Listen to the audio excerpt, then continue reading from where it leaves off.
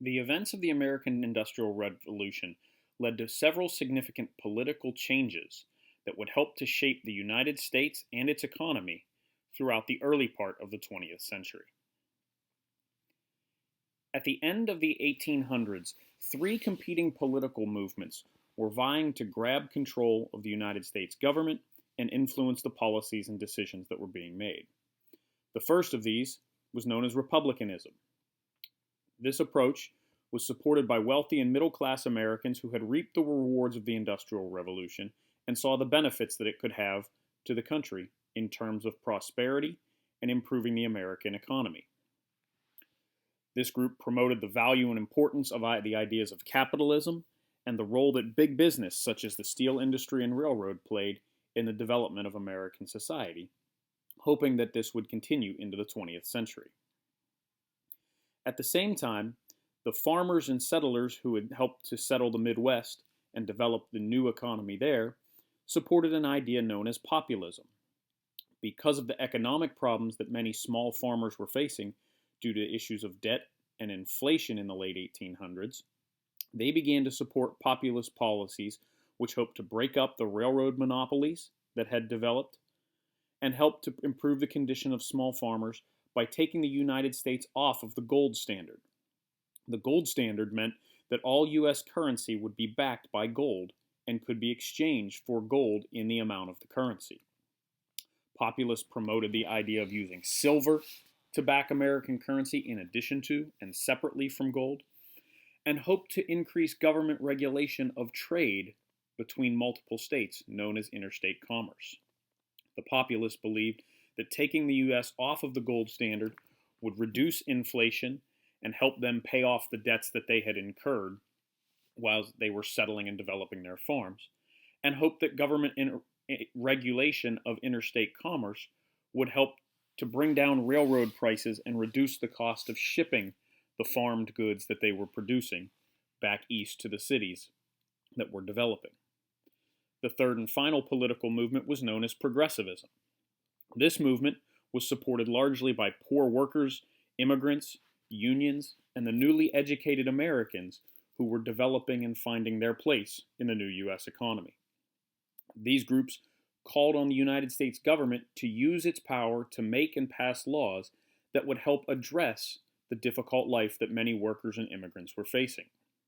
They believed that the American government had the power and could create regulations and programs to help address issues of poverty, greed, and racism that were causing the difficult life for many immigrants and workers.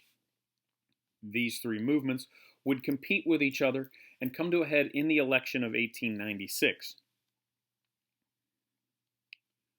Leading up to the election of 1896, the United States saw two major laws passed that helped to increase government regulation and address the concerns of progressives and populists. The first of these laws was known as the Interstate Commerce Act of 1887. This law, based on the Commerce Clause of the Constitution, allowed the United States government to regulate interstate commerce and make rules that businesses had to follow if they were conducting business between multiple states. It created the Interstate Commerce Commission, which would be responsible for enforcing those regulations and investigating situations where people were found to have violated the Interstate Commerce Act. It required railroads to set reasonable and fair rates to all markets, including small and big farmers and cities, to make railroads more efficient and affordable for people to use. And it helped to prevent railroad monopolies and reduce them throughout the United States. The second law that was passed was the Sherman Antitrust Act, which was passed in 1890. This law declared trusts, or situations where multiple businesses were owned by one umbrella corporation, illegal. It made it illegal for companies to merge if that merger would allow them to control too much of the market for a particular good or product. And it made the practice of price fixing, or working together to establish prices and hold them at a fixed rate, illegal if two companies were engaged in these activities. The idea of the Sherman Antitrust Act was that business should operate for the benefit of the people and the business owners not just the owners themselves. It promoted competition among American businesses and helped to preserve many of the smaller businesses that had been overtaken by large corporations run by the robber barons. While both of these laws were aimed at improving the conditions for farmers, workers, and consumers, it often took a significant amount of time for these cases to be heard and tried in court, and a significant amount of money to fight them through lawyers, which meant that most of the people who would benefit from the laws could not afford to have them enforced or could not challenge businesses who were violating them. In addition, the significant amount of political corruption that had occurred during the Gilded Age of American politics resulted in many politicians being unwilling or unable to support and enforce these laws due to the political connections that they had to the robber barons and other industrialists who had helped develop the American economy during the 1880s. As these laws failed to be enforced and failed to address the concerns of struggling Americans, the ideas of populism and progressivism became more popular.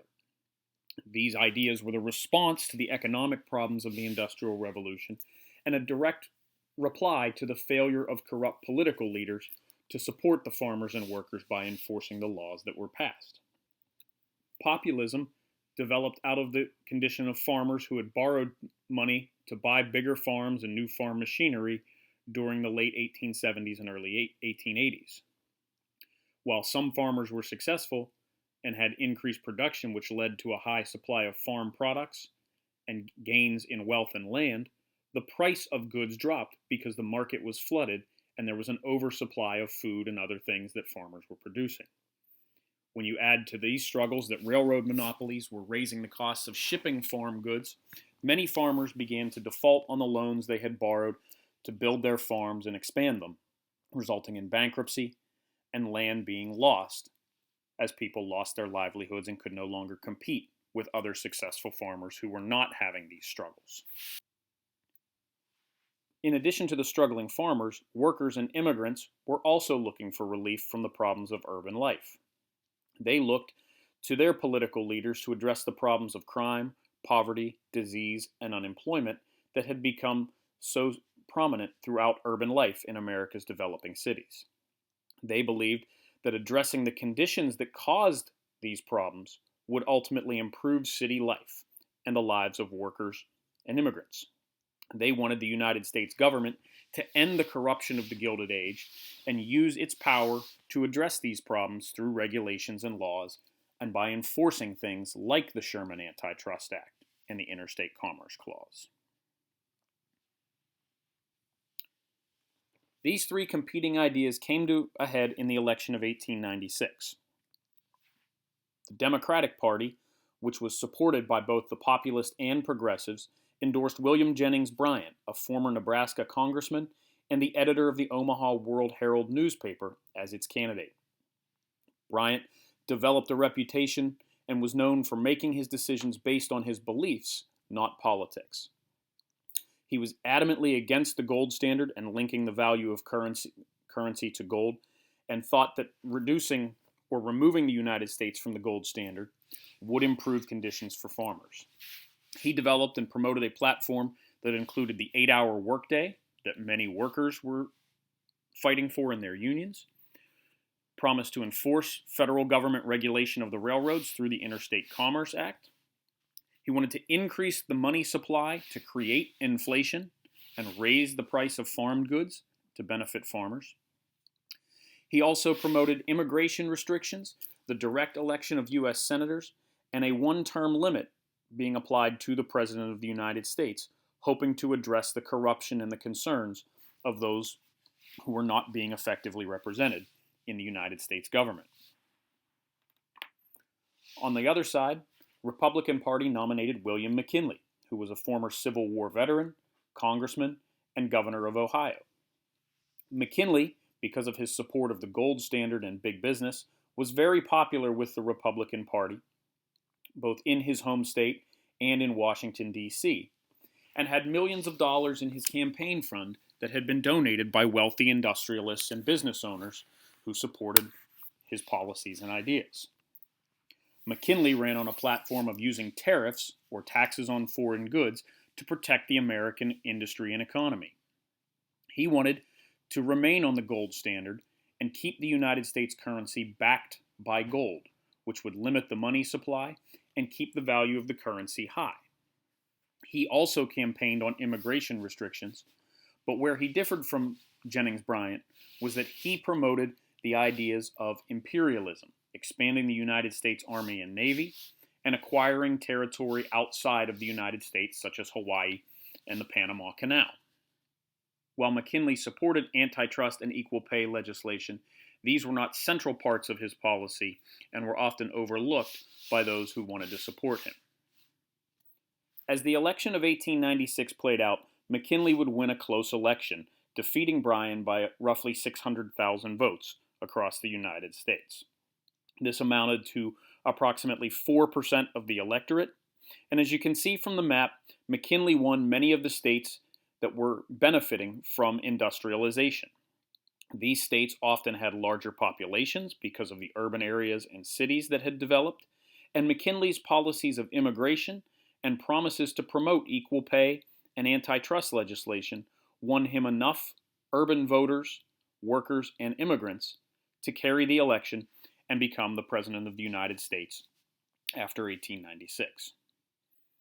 Ultimately, these political changes would have a significant impact on the United States government, economy, and way of life for the American people. The new laws and election results brought about an end to the Gilded Age and a reduction in political corruption. Republican ideas about capitalism, big business, and the importance of industry in the American economy would influence many of the political and economic decisions that would be made during the period from 1896 through the end of World War I, as America used its industrial might to become a central figure in World War I. While the benefits of capitalism and big business were helping to improve the country, many of the problems that led to the Great Depression were being sowed through these decisions. As big industry and large farmers continued to succeed, many small farmers and small businesses were put out of business because they were unable to compete with the growing corporations and wealthy industrialists. As this occurred, the wealth gap between middle class and upper class Americans and the workers who were making their businesses operate on a day-to-day basis continued to grow. America continued to use the gold standard and have its currency backed by gold, which would eventually contribute to runs on American banks and the eventual 1929 stock market crash. William McKinley, as president, would lead the United States into the Spanish-American War and begin our involvement in a time period known as the Age of Imperialism, as the United States sought to expand its territory and influence around the world.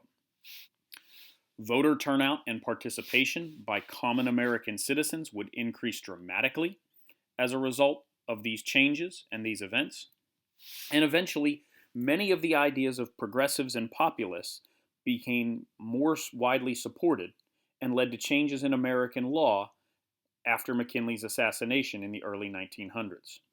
Many of the laws we have today about equal rights, women's suffrage, labor regulations, and conservation of resources in the environment developed during the period from 1900 to 1930, known as the Progressive Era. As a whole, these changes and events had a profound impact on the development of the United States, the role it would play in world events during the early 1900s, and the lives of the American people throughout the country.